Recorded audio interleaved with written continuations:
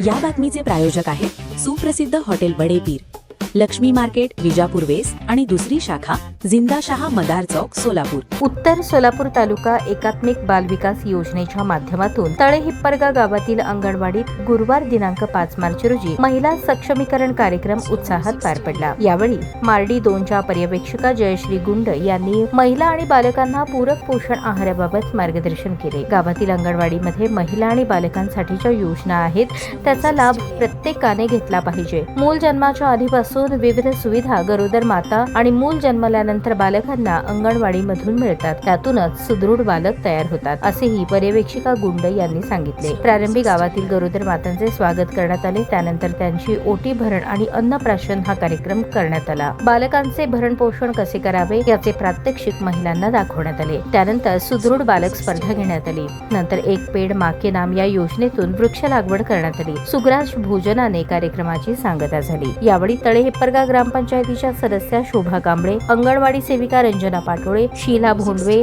सुज्ञानी राऊत, मनीषा होटकर, सुनीता देवकते, मदतनीस सावित्रा माने, भाग्यश्री कांबळे, सुषमा गायकवाड, सुरेखा कांबळे, भारती राऊत यांच्यासह गरोदर माता आणि लहान बालके तसेच ग्रामस्थ मोठ्या संख्येने उपस्थित होते.